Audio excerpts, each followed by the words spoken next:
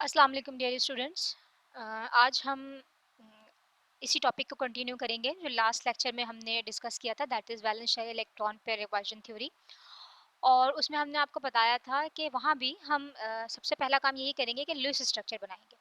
ठीक है, तो कोई भी मॉलिक्यूल गिवन होगा उसका लुईस स्ट्रक्चर बनाएंगे, और लुईस स्ट्रक्चर बनाने का जो तरीका होता है वो हमने आपको बताया हुआ है कि आप सबसे पहले total number of valence electron निकालेंगे, फिर उसके बाद बॉन्ड्स की तरह उसको क्रिएट करेंगे, और फिर उसके बाद जब उसकी शेप बनेगी तो उसके बाद आप बॉन्ड्स को इलेक्ट्रॉन देंगे, फिर उसके बाद साइड एटम्स को देंगे। अगर इलेक्ट्रॉन बच जाएंगे तो सेंट्रल एटम के पास इलेक्ट्रॉन जाएगा। हमने आपको ये कॉन्सेप्ट दिया था कि अब अपनी मर्जी से इलेक्ट्रॉन अरेंज नहीं हो सकते कि जिस तरह मैं चाहूँ उसको अरेंज कर लूँ, बल्कि हमने आपको कुछ ज्योमेट्रीज बताई थी कि कुछ electron pair geometry, electron group geometries होती हैं, और वो डिपेंड करती हैं कि कितने इलेक्ट्रॉन ग्रुप्स हैं। अच्छा, यहाँ पर एक और बात भी जो मैंने पिछले लेक्चर में करवाई थी उसी का थोड़ा सा रिवीजन ले लूँ कि मैंने आपसे दो ज्योमेट्रीज की बात की थी। एक थी इलेक्ट्रॉन ग्रुप ज्योमेट्री और एक थी मॉलिक्यूलर ज्योमेट्री। ठीक है, इलेक्ट्रॉन ग्रुप ज्योमेट्री जिसमें बॉन्ड पेयर और लोन पेयर दोनों इन्वॉल्व होते हैं, और बॉन्ड पेयर दोनों और लोन पेयर दोनों को मिलाकर हम कहते हैं electron pair. Bond pair and lone pair दोनों का सम जो है वो इलेक्ट्रॉन पेयर्स कहलाता है। जबकि वो ज्योमेट्री जो कि मॉलिक्यूलर ज्योमेट्री कहलाती है वो सिर्फ और सिर्फ बॉन्ड पेयर्स के ऊपर डिपेंड करती है, लोन पेयर उसमें टेक पार्ट नहीं करता। तो अब यहाँ पर जितने भी इलेक्ट्रॉन ग्रुप है, इधर वो बॉन्ड पेयर में हो या लोन पेयर में हो, जो इलेक्ट्रॉन ग्रुप अगर टू हैं तो ज्योमेट्री लीनियर होगी, यानी वो एक दूसरे से 180 के एंगल पर अरेंज होंगे। हमने लास्ट क्लास में आपको बताया था कि तीन तरह की रिपल्जन होती है। एक होती है बॉन्ड पेयर रिपल्जन जो सबसे कम होती है। उसके बाद जो रिपल्जन होती है वो होती है बॉन्ड पेयर लोन पेयर, और सबसे ज्यादा रिपल्जन होती है लोन पेयर और लोन पेयर के दरमियान। ठीक है, और इसी हिसाब से वो अपने आप को अरेंज करते हैं। लास्ट क्लास में हमने सिर्फ आपसे टेट्राहेड्रल डिस्कस किया था, आज हम ये सारी चीजें आपसे डिस्कस करेंगे। और थोड़ा सा ये दोबारा बता दूं आपको कि दो इलेक्ट्रॉन ग्रुप के लिए ये ज्योमेट्री होगी लीनियर, तीन इलेक्ट्रॉन ग्रुप के लिए ये ट्राइगोनल प्लेन होगी। ट्राइगोनल प्लेन का मतलब ये है कि यहाँ पर 120 का एंगल है, यानी तीन बॉन्ड्स के दरमियान 120 का एंगल है, वो एक इस तरीके से अरेंज हुए हुए हैं। फोर ग्रुप की हमने लास्ट क्लास में अच्छे तरीके से एग्जांपल तीन देखी थी। फाइव इलेक्ट्रॉन ग्रुप की जो ज्योमेट्री है उसका नाम है ट्राइगोनल बाय पिरामिड, और उसमें दो किस्म के एंगल इन्वॉल्व हैं। तीन जो एटम्स या तीन जो ग्रुप्स हैं वो तो प्लेन में होंगे 120 के एंगल पे, जबकि एक होगा अबव द प्लेन और एक होगा below the plane with the help of 90 degree angle. ठीक है, तो अगर 90 डिग्री के एंगल के साथ अबव द प्लेन और बिलो द प्लेन है, और प्लेन पे तीन जो ग्रुप्स हैं वो 120 के एंगल पर अरेंज हुए हुए हैं। जबकि 6 इलेक्ट्रॉन ग्रुप के लिए जो ये ज्योमेट्री है वो है ऑक्टाहेड्रल, और इनमें हर एक के दरमियान 90 डिग्री का एंगल है। ठीक है, ओके, तो स्टार्ट लेते हैं सबसे पहले टू इलेक्ट्रॉन ग्रुप से। टू इलेक्ट्रॉन ग्रुप्स की मैंने एग्जांपल ली है बेरिलियम क्लोराइड की, और बेरिलियम क्लोराइड में दो इलेक्ट्रॉन ग्रुप्स होते हैं और दोनों ही के दोनों बॉन्ड पेयर है, लोन पेयर कोई नहीं है। इस वजह से इसकी जो नोटेशन है वो AX2 है। याद दिला दूं आपको, A रिप्रेजेंट कर रहा है सेंट्रल एटम को, X रिप्रेजेंट कर रहा है हमारे बॉन्ड पेयर को, और E रिप्रेजेंट कर रहा है लोन पेयर को। लेकिन यहाँ पर क्योंकि कोई भी लोन पेयर नहीं है इसलिए मैंने E लिखा ही नहीं है। ठीक है, अच्छा, अब ये सारी जो भी इंफॉर्मेशंस हैं ये आई कहाँ से है मेरे पास? ये उस वक्त मुझे पता लगेगा जिस वक्त मैं ये काम करूंगी। ठीक है, क्या है ये? कि हमने बेरिलियम क्लोराइड का हमें फॉर्मूला पता है BeCl2।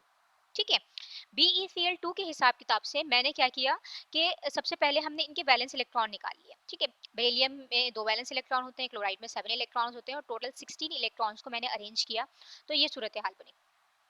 अच्छा, अब अगर आप यहाँ देखें, जब हमने 16 इलेक्ट्रॉन्स को यहाँ अरेंज किया हुआ है तो क्लोरीन, दोनों क्लोरीन का तो ऑक्टेट कंप्लीट है, लेकिन बेरिलियम का ऑक्टेट कंप्लीट नहीं है। और ये भी हम लास्ट क्लास में देख चुके हैं कि कुछ एक्सेप्शंस होती हैं ऑक्टेट रूल की, और इसी वजह से हम थोड़ा और आगे आगे जब नेक्स्ट क्लास में जाएंगे तो हम और थ्योरीज भी पढ़ेंगे कि ये जो एक्सेप्शंस हैं ऑक्टेट रूल की, कि वो ऑक्टेट रूल को ओबे नहीं कर रहा, यानी बेरिलियम का ऑक्टेट कंप्लीट नहीं है। इसी तरीके से PCl5 का हमने एग्जाम्पल देखी थी, उसमें फास्फोरस में एक्सपेंडेड ऑक्टेट था, लेकिन इसके बावजूद भी ये दोनों जो है वो स्टेबल मॉलिक्यूल हैं। तो अब अगर ये बेरिलियम क्लोराइड का octet complete beryllium beryllium chloride में अगर बेरिलियम का ऑक्टेट कंप्लीट नहीं है तो इट इज ओके। क्यों? इसलिए कि ये एक्सेप्शन है ऑक्टेट रूल की, और इसमें बेरिलियम के पास 4 इलेक्ट्रॉन है, but it is a stable molecule. ठीक है। अच्छा, अब जब मैंने यहाँ देखा तो पता ये लगा कि ओके, जब 16 इलेक्ट्रॉन पूरे ही डिस्ट्रीब्यूट हो गए हैं तो बस सिर्फ 2 बॉन्ड पेयर हैं। ठीक है, और सेंट्रल एटम के ऊपर कोई भी लोन पेयर नहीं है, तो मैंने कहा ओके, इसके पास 2 बॉन्ड पेयर हैं, लोन पेयर कोई नहीं है, इन दोनों का जो सम होता है ना वो हम यहाँ लिखते हैं। ठीक है, 2 + 0 यानी बॉन्ड पेयर और लोन पेयर दोनों को मिलाकर हम कहते हैं क्योंकि इतने इलेक्ट्रॉन पेयर्स हैं, तो इसके पास इलेक्ट्रॉन पेयर कितने हैं? 2। जब भी कभी 2 इलेक्ट्रॉन ग्रुप्स होंगे तो हमारे पास जो मॉलिक्यूलर ज्योमेट्री होगी वो हमेशा लीनियर होगी। वैसे तो इसकी इलेक्ट्रॉन ग्रुप ज्योमेट्री भी लीनियर है, लेकिन अ, जिस वक्त लोन पेयर इन्वॉल्व नहीं होते उस वक्त मॉलिक्यूलर ज्योमेट्री और इलेक्ट्रॉन ग्रुप ज्योमेट्री सेम होती है। ठीक है, अभी हम जब नेक्स्ट एग्जांपल की तरफ जाएंगे तो आप देखेंगे कि लोन पेयर की इन्वॉल्वमेंट से मॉलिक्यूलर ज्योमेट्री चेंज हो जाएगी। ओके, ये थी 2 इलेक्ट्रॉन ग्रुप ज्योमेट्री, और अब हम चलते हैं 3 इलेक्ट्रॉन ग्रुप की तरफ। जैसे मैंने आपको बताया 3 इलेक्ट्रॉन ग्रुप, ये टेबल भी ध्यान में रखिएगा, ये 3 इलेक्ट्रॉन ग्रुप के लिए जो ज्योमेट्री होगी इलेक्ट्रॉन ग्रुप ज्योमेट्री। ठीक है, मैं मॉलिक्यूलर ज्योमेट्री की बात अभी नहीं कर रही। Electron group geometry trigonal plane होगी और 120 का एंगल होगा इनके दरमियान। ठीक, एग्जाम्पल है मेरे पास 3 इलेक्ट्रॉन ग्रुप की BF3। BF3 में टोटल वैलेंस इलेक्ट्रॉन होते हैं 24, जिसमें से 21 आ रहे हैं फ्लोराइड से और 3 आ रहे हैं बोरोन से। और जब मैंने इन 24 इलेक्ट्रॉन को डिस्ट्रीब्यूट किया तो पता ये लगा कि बोरोन के पास कोई भी एक्स्ट्रा इलेक्ट्रॉन नहीं है, और ये हम लास्ट टाइम डिस्कस भी कर चुके हैं कि यहाँ डबल बॉन्ड करके भी हम बोरोन का ऑक्टेट कंप्लीट नहीं कर सकते। और वजह क्या बताई थी आपको? वजह ये बताई थी कि फ्लोराइड के ऊपर +1 फॉर्मल चार्ज नहीं हो सकता। ठीक है, तो ये भी एक एग्जांपल है हमारे पास इनकम्प्लीट ऑक्टेट की, जिसमें बोरोन का ऑक्टेट कंप्लीट नहीं है। अच्छा, यहाँ पर भी वही बात है कि यहाँ पर कोई भी लोन पेयर नहीं है और तीनों के तीनों बॉन्ड पेयर है। तो इस वक्त जिस वक्त तीनों बॉन्ड पेयर और लोन पेयर की इन्वॉल्वमेंट नहीं होती तो जो इलेक्ट्रॉन ग्रुप ज्योमेट्री होती है, जो मैंने अभी आपको बताई थी ट्राइगोनल प्लेन, वही इसकी मॉलिक्यूलर ज्योमेट्री है, दैट इज ट्राइगोनल प्लेन। लेकिन इसकी जो नोटेशन है वो है AX3, यानी इसमें 3 बॉन्ड पेयर हैं, और इसकी एग्जांपल मैंने आपको बताई है BF3 की। 3 इलेक्ट्रॉन ग्रुप में एक और एग्जांपल देखते हैं, और वो एग्जांपल है SnCl2 की।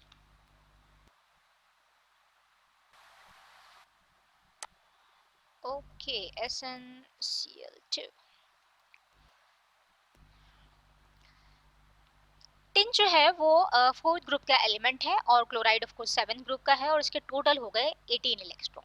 ठीक है, और 18 इलेक्ट्रॉन को कैसे डिस्ट्रीब्यूट करेंगे, जिनको शायद पुराना लेक्चर अगर भूल गया हो तो फिर बता दूं कि हम इलेक्ट्रॉन को जो डिस्ट्रीब्यूशन शुरू करते हैं पहले बॉन्ड से स्टार्ट करते हैं। 1 2 3 4 5 6 7 8 9 10 11 12 13 14 15 16 16 इलेक्ट्रॉन दिए हैं मेरे पास। कितने टोटल? 18 इलेक्ट्रॉन्स हैं। ठीक है, जब 18 इलेक्ट्रॉन्स हैं तो इसका मतलब ये हुआ कि मुझे जो बाकी के 2 इलेक्ट्रॉन हैं वो किसको देने पड़ेंगे? इस सेंट्रल एटम को देने पड़ेंगे। ठीक है, अच्छा, अब क्या सूरत हाल है? वो ये कि 2 तो हैं इसके पास बॉन्ड पेयर और 1 है लोन पेयर। 2 हैं बॉन्ड पेयर और 1 है लोन पेयर। तो इसके इलेक्ट्रॉन पेयर टोटल कितने हो गए? 2 + 1 3। बॉन्ड पेयर और लोन पेयर दोनों मिला के 3। तो इसकी इलेक्ट्रॉन ग्रुप ज्योमेट्री तो ट्राइगोनल पिरामिड ही सॉरी ट्राइगोनल ही है, ट्राइगोनल प्लेन ही है। लेकिन क्योंकि अब यहाँ पर लोन पेयर इन्वॉल्व हो गया है तो वो लोन पेयर कहाँ जाएगा? घर से पता है, चाहे यहाँ जाए या यहाँ जाए या यहाँ जाए, किसी भी एक जगह पे जाएगा। तो क्या होगा कि वो उसकी जो शेप होगी उसके अंदर ये लोन पेयर इन्वॉल्व नहीं होगा, और उसको मैं इस तरह इस शेप में काउंट करूंगी, और मैं कहूंगी इसकी मॉलिक्यूलर ज्योमेट्री जो है वो एंगुलर है।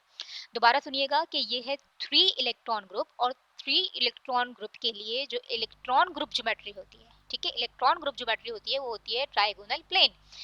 ठीक है, लेकिन क्योंकि इसमें एक लोन पेयर इन्वॉल्व हो गया है और हमें पता है कि मॉलिक्यूलर ज्योमेट्री में हम लोन पेयर की इन्वॉल्वमेंट नहीं शो करते, तो मैंने इसको अलग कलर से बनाया। ठीक है, तो अब इसको अगर निकाल दिया जाए कि ओके मॉलिक्यूलर ज्योमेट्री में ये नहीं है, तो बाकी इस शेप की चीज बनती है जो कि है बैंड शेप या एंगुलर शेप हम इसे कहते हैं। अच्छा, अब यहाँ पर एक चीज और जहन में रखिएगा कि मैंने आपको जब शुरू में ये बात बताई थी ट्राइगोनल प्लेन की, तो आपसे ये कहा था कि ये सारे के सारे जो है 120 के एंगल पर अरेंज होंगे, है ना? जैसे मैंने बताया कि यहाँ पर ये जो एंगल है ये है एग्जैक्टली 120, ये और ये भी 120, ये भी 120। क्यों? इसलिए कि ये तीनों बॉन्ड पेयर्स हैं और तीनों एक दूसरे को सिमिलर ही जो है वो रिपेल कर रहे हैं। लेकिन यहाँ पर थोड़ा सा डिफरेंट हो गया। वजह क्या हुई? यहाँ पर आ गया एक अदद लोन पेयर, और हमें जो पता है कि जो लोन पेयर और बॉन्ड पेयर की रिपल्जन होती है वो as compare to bond pair ज्यादा होती है।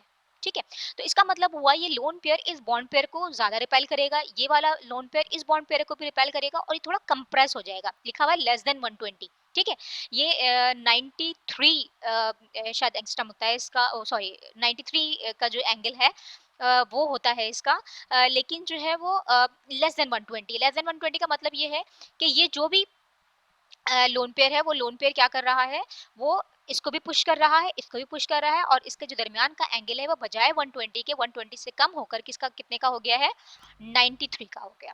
Right, okay. 2 इलेक्ट्रॉन ग्रुप भी हो गए, 3 इलेक्ट्रॉन ग्रुप की मैंने आपको एग्जांपल बता दी। लास्ट क्लास में हमने डिस्कस किए थे 4 इलेक्ट्रॉन ग्रुप्स, और 4 इलेक्ट्रॉन ग्रुप्स की हमने ये चारों ही एग्जांपल देखी थी। ठीक है ना, 4 इलेक्ट्रॉन ग्रुप में हमने ये चारों एग्जांपल देखी थी कि जब बॉन्ड पेयर 4 है और लोन पेयर 0 है तो उस वक्त मैंने इसको लिखा AX4। ठीक, और इसकी एग्जांपल थी मीथेन, और ये हमने सॉल्व करके देखी थी कि ये किस तरीके से जो है वो अरेंज होंगे, और मैंने आपको विजुलाइज भी कराया था एक वेबसाइट पर जाकर कि ये किस तरह का होता है टेट्राहेड्रल, जिसमें हर एक के दरमियान 109.5 डिग्री का एंगल होता है। ठीक है, अच्छा, जब हमने अमोनिया का जिक्र किया था तो अमोनिया में हमने देखा था कि उसमें एक लोन पेयर इन्वॉल्व हो गया था, यानी 3 बॉन्ड पेयर थे, एक लोन पेयर था, टोटल इलेक्ट्रॉन पेयर जो है वो 4 ही थे। तो इसकी इलेक्ट्रॉन ग्रुप ज्योमेट्री तो टेट्राहेड्रल ही थी, लेकिन क्योंकि अब वो जो टेट्राहेड्रल का एक जगह पे क्योंकि लोन पेयर आ गया तो बाकी क्या बचेगा, इस तरह का पिरामिड सा बचेगा। ठीक है, तो हम कहेंगे इसकी मॉलिक्यूलर ज्योमेट्री क्या है, ट्राइगोनल पिरामिड। ओके, और इसका जो एंगल था वो कम होकर जो 109.5 था, क्योंकि अब यहाँ पर लोन पेयर है, ये सबको एक साथ कंप्रेस करेगा, ज्यादा कंप्रेस करेगा as compare to bond pair, क्योंकि ये तो बॉन्ड पेयर है ना, इनके दरमियान रिपल्जन सेम है, लेकिन जब लोन पेयर और बॉन्ड पेयर की रिपल्जन होगी तो वो निस्बतन ज्यादा होगी, और वो क्या होगी कि ये जो एंगल है वो 109 से 107 जो है वो डिग्री का हो जाएगा। अच्छा, फिर उसके बाद हमने एग्जांपल ली थी वाटर की, और वाटर में भी हमने जब डिस्ट्रीब्यूशन की थी तो हमने देखा कि 2 बॉन्ड पेयर हैं, 2 लोन पेयर हैं। ठीक है, तो इलेक्ट्रॉन ग्रुप ज्योमेट्री तो उसकी टेट्राहेड्रल ही थी, हमने टेट्राहेड्रल ही अरेंज किया था उसे, लेकिन क्योंकि लोन पेयर को मैं शामिल नहीं करूंगी तो मैंने इसको भी हटा दिया, मैंने इसको भी हटा दिया, और मैंने कहा ओके अब जरा देखिए ये शेप कैसी है, तो हमने कहा ओके ये बैंड शेप है, एंगुलर शेप है, और इसके जो एंगल है, इसके दरमियान जो एंगल है वो इससे भी कम हो गया है, क्योंकि अब क्या हुआ है, अब तो 2 लोन पेयर आ गए, यहाँ पर भी लोन पेयर है और यहाँ पर भी लोन पेयर है। अब 2 किस्म की बातें हो रही हैं, एक तो ये लोन पेयर है वो भी इस बॉन्ड पेयर को रिपेल कर रहा है, और ये बॉन्ड पेयर भी एक दूसरे सॉरी लोन पेयर भी एक दूसरे को रिपेल कर रहे हैं। यहाँ 2 लोन पेयर है, उनकी रिपल्जन बहुत ज्यादा है, और इस रिपल्जन की वजह से ये जो लोन पेयर है वो इस बॉन्ड पेयर को भी रिपेल कर रहा है, इस बॉन्ड पेयर को भी रिपेल कर रहा है, जिसकी वजह से इनके दरमियान का एंगल जो है वो क्या हो गया है, 104। तो ये 109 था, कंप्रेस हुआ, थोड़ा सा कम हुआ, अमोनिया के केस में 107, और उसके बाद 104 हो गया। ठीक है, तो ये 4 इलेक्ट्रॉन ग्रुप की एग्जांपल हैं जो कि हम लास्ट टाइम डिटेल में डिस्कस कर चुके हैं। अब हम चलते हैं 5 इलेक्ट्रॉन ग्रुप की तरफ। 5 इलेक्ट्रॉन ग्रुप में ये पॉसिबिलिटीज हो सकती हैं कि पांचों के पांचों बॉन्ड पेयर हो, लोन पेयर कोई ना हो, यानी AX5, 4 बॉन्ड पेयर हो, एक लोन पेयर हो, टोटल 5 ही है। ठीक है, 4 बॉन्ड पेयर हो, एक लोन पेयर हो, तो उस वक्त क्या होगा, AX4E, 3 bond pair, 2 lone pair, 2 bond pair, 3 lone pair, ये सारी की सारी पॉसिबिलिटीज हैं। इन बॉन्ड पेयर और लोन पेयर का जो सम है वो 5 ही आ रहा है, और नोटेशन देखें उस हिसाब से चेंज हो रही है। AX3E2, AX3E2 ये किसको रिप्रेजेंट कर रहा है, E को, लोन पेयर, ये रिप्रेजेंट कर रहा है X को, दैट इज बॉन्ड पेयर। ठीक है, इस तरीके से ये क्या हो जाएगा, ये वाली चीज क्या हो जाएगी, AX2E3। अच्छा, मैंने इसकी एग्जांपल्स भी लिखी हुई है, इनको मैं अब वन बाय वन जो है वो डिस्कस करूंगी। अच्छा, अब दोबारा से बात सुनिएगा कि मैंने अभी आपको ये बताया था कि अगर कोई भी लोन पेयर इन्वॉल्व नहीं होगा तो जो इलेक्ट्रॉन ग्रुप ज्योमेट्री होगी वही मॉलिक्यूलर ज्योमेट्री होगी। ठीक है ना, तो जो शुरू में मैंने आपको टेबल बताया था, तो मैंने बताया था कि 5 इलेक्ट्रॉन ग्रुप्स जो होते हैं उनका जो उनकी जो शेप होती है वो होती है ट्राइगोनल बाइपिरामिड। अच्छा, ट्राइगोनल बाइपिरामिड दिखने में कैसा होता है ये मैं आपको बताती हूँ।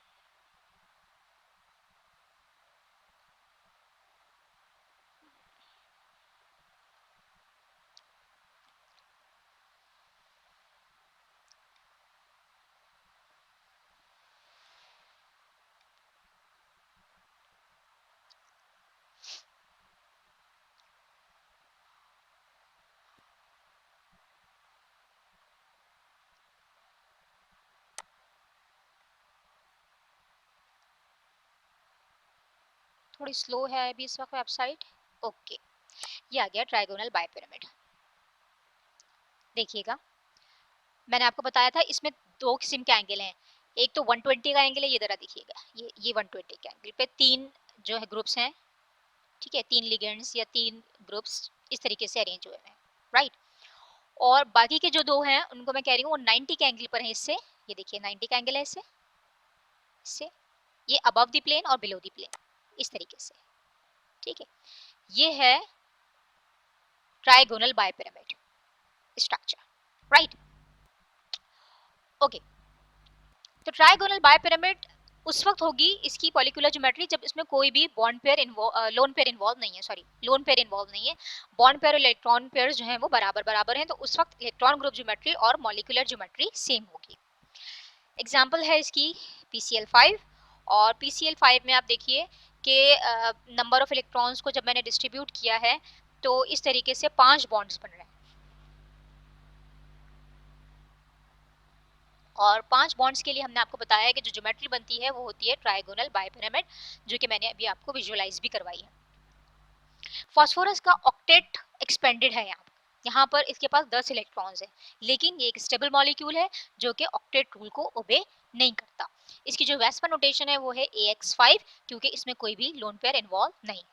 अब मैं 5 इलेक्ट्रॉन ग्रुप की एक और एग्जांपल लेने जा रही हूँ जिसमें 4 बॉन्ड पेयर है और एक लोन पेयर है, ठीक है, और इसकी एग्जांपल है SF4। अच्छा, अब SF4 में बिल्कुल वैसे ही जैसे हम पहले भी कैलकुलेशन करते हैं, बिल्कुल वैसे ही हम कैलकुलेशन करेंगे, टोटल बैलेंस इलेक्ट्रॉन निकालेंगे और उसके बाद हम जो है वो उनको डिस्ट्रीब्यूट करेंगे। जब हम डिस्ट्रीब्यूट करेंगे तो हम देखेंगे कि इसके पास 4 बॉन्ड पेयर हैं और एक लोन पेयर है। ये भी बॉन्ड है, ये भी बॉन्ड है, ये भी बॉन्ड है, ये भी बॉन्ड है। अच्छा, इससे कंफ्यूज होने की जरूरत नहीं है, सिर्फ ऐसा है कि बता रहे हैं कि प्लेन को बता रहे हैं कि ओके इसकी डायरेक्शन डिफरेंट है और इसकी डायरेक्शन डिफरेंट है, above the plane and below the plane, लेकिन ये प्लेन के अंदर है, ठीक है, लेकिन है ये भी बॉन्ड और ये भी बॉन्ड है, राइट। तो एक बॉन्ड, दो, तीन, 4 बॉन्ड है इसके अंदर, 4 बॉन्ड पेयर है, और ये सेंट्रल एटम के पास एक लोन पेयर भी है, तो हम कहेंगे इसकी जो नोटेशन है वो है AX4E।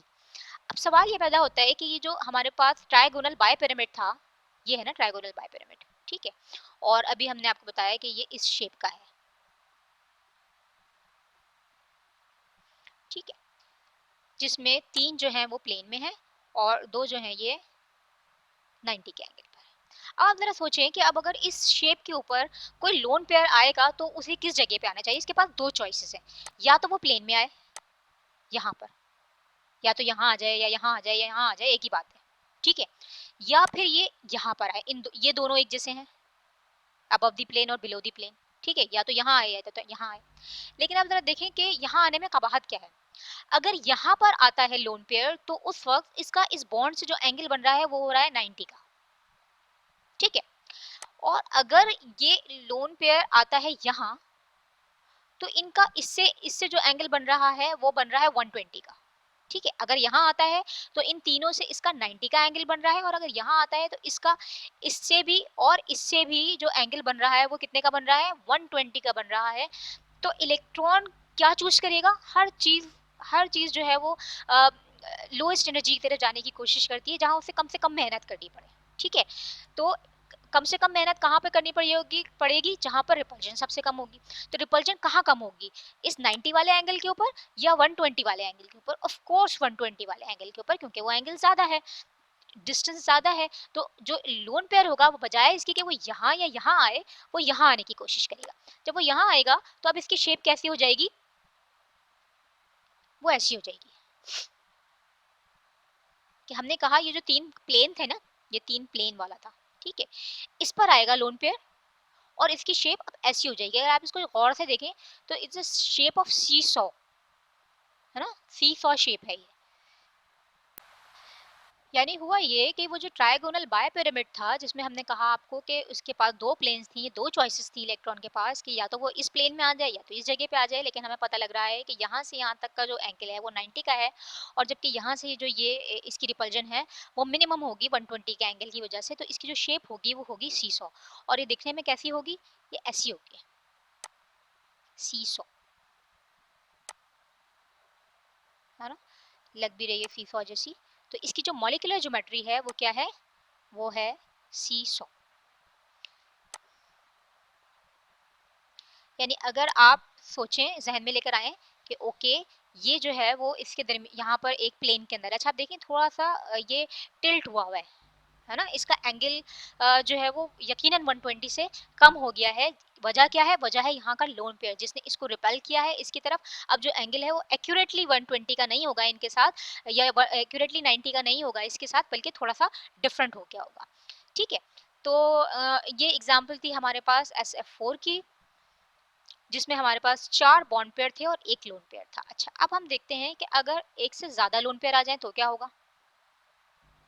ये एग्जांपल मैंने ली है ClF3 की, और इसमें भी जब हमने पूरी सारा जब कैलकुलेशन की और इलेक्ट्रॉन डिस्ट्रीब्यूट किया तो देखा कि सेंट्रल एटम के पास 2 लोन पेयर हैं और 3 बॉन्ड पेयर हैं। तो टोटल इलेक्ट्रॉन पेयर तो 5 है, लेकिन 3 बॉन्ड पेयर हैं, 1 2 3, और 2 लोन पेयर हैं, ये दोनों। ठीक। अच्छा अब ये 2 लोन पेयर कहाँ जाएंगे? पहला लोन पेयर तो हमने कहा था पहले लोन पेयर के पास चॉइस थी कि पहला लोन पेयर जो है वो 120 की प्लेन पे जाएगा या 90 की प्लेन पे जाएगा। तो दूसरे वाले के पास क्या चॉइस है? दूसरा वाला कहाँ आएगा? वो भी लोन पेयर है। अगर वो यहाँ आता है, इस 90 की प्लेन पर आता है, ठीक है, यही देख लेते हैं। अगर वो इस 90 की प्लेन पर आता है, यानी अगर दूसरा जो इलेक्ट्रॉन है वो अगर यहाँ आता है, तो यहाँ से तो इसका एंगल 90 का है। ठीक है, तो अगर ये इसी प्लेन में आता है, अगर ये इसी प्लेन में आता है जिस प्लेन में पहले से ही एक लोन पेयर मौजूद है, तो इस लोन पेयर की रिपल्जन भी मिनिमम ही हो जाएगी। ठीक है ना, अगर वो यहाँ आता है तो इस लोन पेयर की, जो यहाँ पर लोन पेयर है, और इस लोन पेयर की 90 डिग्री पर जो है वो रिपल्जन होगी, जबकि अगर ये प्लेन में ही आता है तो ये 120 के एंगल पर ज्यादा सूटेबल होगा। तो क्या होगा कि ये जो दूसरा इलेक्ट्रॉन है, जो दूसरा लोन पेयर है, वो भी कहाँ आएगा? इसी प्लेन के अंदर आएगा। अब जो इसकी शेप होगी, जरा देखिए इसकी शेप क्या है। आप जब यहाँ पर भी एक लोन पेयर आ गया, यहाँ पर भी एक लोन पेयर आ गया, तो अब इसकी शेप हो गई है टी शेप। ठीक है, इसको हम कहते हैं, इसकी जो मॉलिक्यूलर ज्योमेट्री है वो है टी शेप, और इसकी जो वेस्पर नोटेशन है वो है AX3E2, और इसकी मॉलिक्यूलर ज्योमेट्री देख रहे होंगे आप कि टी शेप में है। मैं आपको इसका स्ट्रक्चर भी दिखाती हूँ। इसकी शेप इस तरीके से है, टी शेप। ठीक है, आप देखें इसे, तो इस तरीके से ये नजर आ रहा है। अच्छा अब इसका भी आप देखें कि ये अब एक लोन पेयर यहाँ है, इसके एक लोन पेयर यहाँ है, ये दिखा रहे हैं। ठीक है, और ये जो फ्लोराइड थे जो कि 180 के एंगल के ऊपर थे। ठीक है, यानी ये और इसके दरमियान 180 का एंगल होगा ना, लेकिन ये 180 से कितना कम हो गया है? 175 हो गया है, due to presence of these 3 lone pairs. ठीक है, क्योंकि इन्होंने इसको इसको और इसको जो है वो सप्रेस किया हुआ है। ओके, अब अगर तीसरा लोन पेयर आएगा तो वो कहाँ जाएगा? ऑफ कोर्स उसको भी यही आना चाहिए। ठीक है, अगर वो भी यहाँ आता है तो उस वक्त क्या सिचुएशन होगी? इसकी एग्जांपल देख लीजिए, ये है जीनोन डाइफ्लोराइड XCF2, और जब ये सारे टोटल इलेक्ट्रॉन्स निकाल कर आप डिस्ट्रीब्यूट करेंगे तो आप देखेंगे कि इसके पास 2 बॉन्ड पेयर हैं और 3 लोन पेयर हैं, और 3 लोन पेयर अगर हैं और 2 बॉन्ड पेयर हैं तो इसका मतलब 5 इलेक्ट्रॉन ग्रुप ज्योमेट्री है। 5 इलेक्ट्रॉन ग्रुप ज्योमेट्री है तो इसका मतलब ये ट्राइगोनल बाइपिरामिड ही है, और मैंने इसको बनाया ट्राइगोनल बाइपिरामिड ही है। ठीक है, और इस ट्राइगोनल बाइपिरामिड में क्योंकि 3 लोन पेयर हैं और मैंने तीनों लोन पेयर कहाँ डाल दिए हैं? वो 120 वाली प्लेन पर, तो अब क्या ज्योमेट्री रह गई है मेरे पास? लीनियर। ठीक है, तो 5 इलेक्ट्रॉन ग्रुप ज्योमेट्री में हमने क्या क्या देखा? हमने 5 इलेक्ट्रॉन ज्योमेट्री में ये एक सारी एग्जांपल देखी हैं, ये सारी, जिसमें हमने कहा कि 5 बॉन्ड पेयर हैं और लोन पेयर कोई भी नहीं है, वो हमने PCl5 एग्जांपल देखी। फिर हमने कहा एक लोन पेयर है और 4 बॉन्ड पेयर हैं, तो उसकी जो ज्योमेट्री थी वो थी सीसॉ। जब 2 लोन पेयर आ गए तो वो ज्योमेट्री हो गई टी शेप, और 3 लोन पेयर के साथ ये ज्योमेट्री लीनियर हो गई, और तीनों के तीनों जो लोन पेयर थे वो प्लेन में जाकर अरेंज हो गए, और आप जो ये तीनों जो है वो प्लेन के अंदर चले गए, और ज्योमेट्री क्या रह गई? सिर्फ और सिर्फ लीनियर रह गई। ठीक है, तो ये 1 बाय 1 करके हमने सारी एग्जांपल्स आपसे डिस्कस की। ये थे 5 इलेक्ट्रॉन ग्रुप, और अब चलते हैं हम 6 इलेक्ट्रॉन ग्रुप की तरफ। 6 इलेक्ट्रॉन ग्रुप में जो पॉसिबिलिटीज़ हैं वो ये हैं कि 6 बॉन्ड पेयर हों, और कोई भी लोन पेयर ना हो, या 5 बॉन्ड पेयर हों, 1 लोन पेयर हो, या 4 बॉन्ड पेयर हों, और 2 लोन पेयर। ठीक है, और उसी के हिसाब से मैंने इसकी वेक्टर नोटेशन लिखी है, अगर आप देखें तो, कि जो सेंट्रल एटम है उसको A से डिनोट किया है, जो बॉन्ड पेयर हैं उसको X से, और जो लोन पेयर हैं उसको E से। अच्छा, अब जो 6 के लिए जो ज्योमेट्री होती है वो होती है ऑक्टाहेड्रल। ठीक है। ऑक्टाहेड्रल क्या ज्योमेट्री होती है? ऑक्टाहेड्रल ऐसी ज्योमेट्री होती है जिसके अंदर 6 बॉन्ड्स होते हैं और सारे के सारे एक दूसरे के साथ 90 के एंगल पर अरेंज हुए हुए होते हैं। ठीक है। तो फिर इसे ऑक्टाहेड्रल क्यों कहते हैं? जब इसमें 6 बॉन्ड्स हैं तो इसको ऑक्टाहेड्रल क्यों कहते हैं? हेड्रल का मतलब होता है साइड्स। ये देखिएगा, इसकी एग्जांपल है SF6 और ऑक्टाहेड्रल दिखने में ऐसा होता है। SF6 के अंदर टोटल 48 इलेक्ट्रॉन्स हैं और 48 इलेक्ट्रॉन को जब हमने डिस्ट्रीब्यूट किया तो इस तरीके से 6 बॉन्ड्स बन रहे थे। 6 के 6 बॉन्ड्स हैं, लोन पेयर कोई भी नहीं। ठीक है। यहाँ सल्फर का एक्सपेंडेड ऑक्टेट है। अच्छा, 6 बॉन्ड्स के लिए जो शेप होती है वो होती है ऑक्टाहेड्रल, और ऑक्टाहेड्रल दिखने में कैसा होता है? वो ऐसा होता है, ऐसा। आप देखें कितनी ज़बरदस्त और कितनी सिमेट्रिकल ये शेप है कि आप जहाँ से देखें ये ऑक्टाहेड्रल है। यहाँ से ले लें या यहाँ से पकड़ लें, आपको नज़र आएगा 4 प्लेन में है, ये 4 प्लेन में है। ठीक है। ये अबव द प्लेन, ये बिलो द प्लेन। इस तरीके से अगर आप यूँ देखें तो ये 4 प्लेन में है, ये अबव द प्लेन, ये बिलो द प्लेन। अगर आप देखें तो ये 4 प्लेन में है, एक अबव द प्लेन, ये बिलो द प्लेन। ठीक है। और ये सब एक दूसरे से 90 के एंगल पर है। आप कहीं से भी घुमा के देखिए, दे ऑल आर इक्वल। ठीक। ओके, तो ये तो हो गया ऑक्टाहेड्रल। अब ऑक्टाहेड्रल को हम ऑक्टाहेड्रल कहते क्यों हैं? वो इस वजह से कहते हैं कि अगर आप देखें तो इस ट्रायंगल को अगर मैं कवर करूं, एक साइड से एक ट्रायंगल बनाऊं और इसकी एक साइड बना दूं, ठीक है, और इसी तरीके से इधर भी एक साइड बना दूं, इन तीनों की भी एक साइड बना दूं और इन तीनों की भी एक साइड बना दूं, ये इन तीनों की 1 2 3। ठीक है। तो ऐसा लगेगा आपको कि ये एक ट्रायंगल बनेगी, एक ट्रायंगल इसके पीछे है, एक ट्रायंगल ये है, एक ट्रायंगल ये, 4 ट्रायंगल्स बनेंगी ऊपर, 4 साइड्स बनेंगी। एक साइड होगी इन 3 के दरमियान, एक साइड होगी इन 3 के दरमियान, एक साइड होगी इन 3 के दरमियान और एक साइड होगी इन 3 के। ठीक। तो इस तरह 4 ट्रायंगल्स ऊपर बनेंगी और 4 ट्रायंगल्स नीचे बनेंगी। तो इसका मतलब ये हुआ कितनी साइड्स हो गई इसकी? 8 साइड्स हो गई। इसी वजह से इसको ऑक्टाहेड्रल कहते हैं। ठीक है। तो ये एक बहुत सिमेट्रिकल शेप है ऑक्टाहेड्रल। इससे पहले हम एक और सिमेट्रिकल शेप भी डिस्कस कर चुके हैं लास्ट लेक्चर में, टेट्राहेड्रल, जो मैंने आपको बताया था कि हर तरफ से वो टेट्राहेड्रल होता है। ओके, अब इसकी हम एग्जांपल्स लेते हैं। इसकी जो पहली एग्जांपल है वो है BRF5 और उसमें हमें ये नज़र आ रहा है कि इसमें 5 बॉन्ड पेयर हैं और एक लोन पेयर है। ठीक है। जब 42 इलेक्ट्रॉन को डिस्ट्रीब्यूट किया तो 5 बॉन्ड पेयर है, एक लोन पेयर है। अच्छा, जो ट्रायगोनल बायोपिरामिड का केस था उसके अंदर हमारे पास ये चॉइस थी कि इलेक्ट्रॉन कहाँ आएगा, 120 वाले एंगल पर आएगा या 90 वाले एंगल पर आएगा। यहाँ सोचना नहीं है, सोचना इसलिए नहीं है कि यहाँ तो सब बराबर है। देखें, ये तो सब बराबर है ना, सब एक दूसरे के साथ 90 के एंगल पर है, सब एक जैसे हैं, तो कहीं भी आ जाए, तो पहला इलेक्ट्रॉन कहीं भी आ जाए, कोई प्रॉब्लम वाली बात नहीं है। तो वो इलेक्ट्रॉन मैं यहाँ लगा दूं या यहाँ लगा दूं या यहाँ लगा दूं, कहीं भी लगा दूं, तो उस वक्त जो इसकी शेप हो जाएगी वो हो जाएगी स्क्वायर पिरामिडल। ठीक है, ये है स्क्वायर पिरामिडल। अच्छा, अब स्क्वायर पिरामिडल दिखने में कैसा होता है? वो ऐसा होता है। ठीक है। देखिए, ये ऑक्टाहेड्रल था जिसमें यहाँ इस साइड पर भी एक बॉन्ड था, लेकिन अब क्या किया मैंने, लोन पेयर लगा दिया तो 5 बॉन्ड्स रह गए, 4 ये प्लेन के अंदर और एक अबव दी प्लेन। जो नीचे वाला था मैंने वहां पर लगा दिया लोन पेयर। अच्छा, अब आप गौर करें जरा, तो ये बैंड है, वजह क्या है? वो लोन पेयर, जिसने अब 90 के एंगल को थोड़ा सा टिल्ट कर दिया। अब इनके दरमियान का जो एंगल होगा वो एग्जैक्ट 90 का नहीं होगा। ठीक है। तो ये है एग्जांपल ट्राइगोनल पिरामिड, ओ सॉरी, स्क्वायर पिरामिड की, not trigonal pyramid, it is square pyramid. Square का मतलब ये है कि ये 4 प्लेन में है और पिरामिड का मतलब ये हुआ कि ये अबव द प्लेन है। अगर हम इसको जोड़ेंगे तो आप देखिएगा कि पिरामिड शेप बन जाती है। अगर मैं इसको यहाँ से इन तीनों को ट्रायंगल से जोड़ दूँ, इन तीनों को ट्रायंगल से जोड़ दूँ, इसी तरीके से ये पीछे की तरफ आएगी ट्रायंगल ना, ये वाली। ठीक है, यहाँ पे इन तीन को और इनको भी ट्रायंगल से जोड़ दूँ तो मुझे ये पता लग रहा है कि ओके, एक स्क्वायर है और एक पिरामिड की शेप में है ये, तो it is a perfect square pyramid shape. ठीक है। अच्छा, अब परफेक्ट तो खैर नहीं है क्योंकि ज़ाहिर सी बात है जो एंगल हैं वो 90 से कम के हो गए हैं, लेकिन स्क्वायर पिरामिडल शेप जो है वो इस तरह की होती है जिसमें स्क्वायर में 4 होते हैं, यानी प्लेन में 4 होते हैं और एक जो है वो अबव द प्लेन होता है। लेकिन यहाँ पर दूसरा जब इलेक्ट्रॉन आएगा तो उसको एक पर्टिकुलर एंगल पर ही जाना पड़ेगा। वहां तो हम कह रहे थे ना 120 के एंगल पर पहला आया था, दूसरा भी 120 के एंगल पर आया था और तीसरा भी 120 के एंगल पर ही आया था। ठीक है ना, यानी जो प्लेन थी उसी के ऊपर ही आते जा रहे थे। लेकिन अब यहाँ पर अगर आप खुद से भी गौर करें, अगर दूसरा इलेक्ट्रॉन आएगा तो यहाँ अगर आएगा तो अच्छी बात नहीं है।